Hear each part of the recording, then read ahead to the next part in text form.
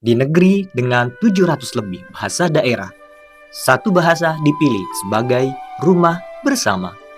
Bahasa Indonesia bukan hanyalah bicara, tapi perekat bangsa. Dulu, bahasa ini dipakai untuk melawan penjajah. Hari ini, bahasa yang sama dipakai untuk berbicara kepada dunia.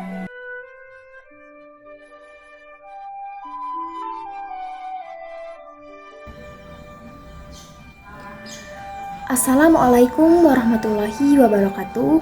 Sebelumnya, perkenalkan nama saya Rotari. Saya dari Fakultas Keguruan dan Ilmu Pendidikan dengan program studi Pendidikan Bahasa dan Sastra Indonesia.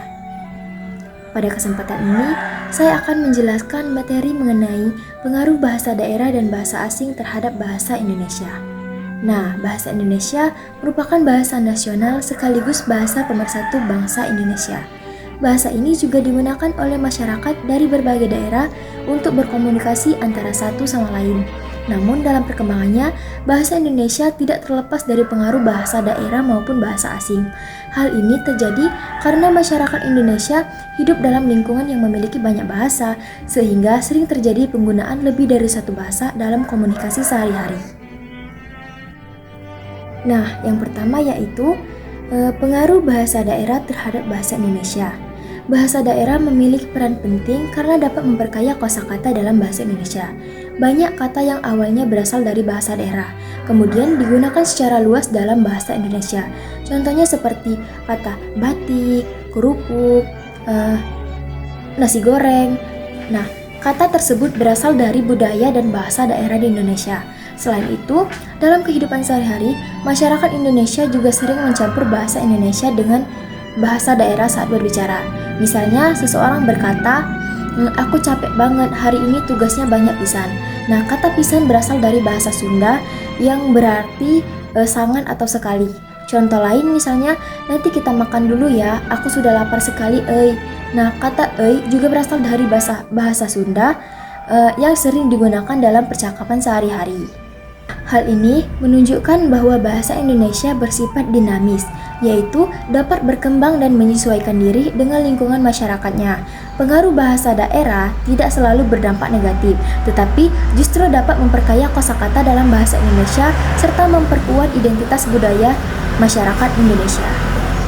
Nah, yang kedua yaitu pengaruh bahasa asing terhadap bahasa Indonesia.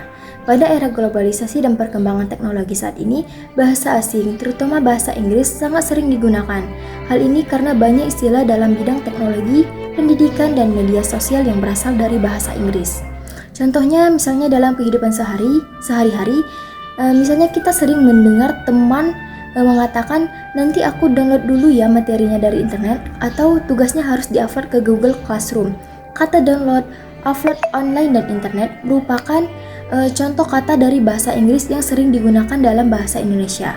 Penggunaan bahasa asing ini terjadi karena perkembangan ilmu pengetahuan dan teknologi yang sebagian besar menggunakan bahasa internasional.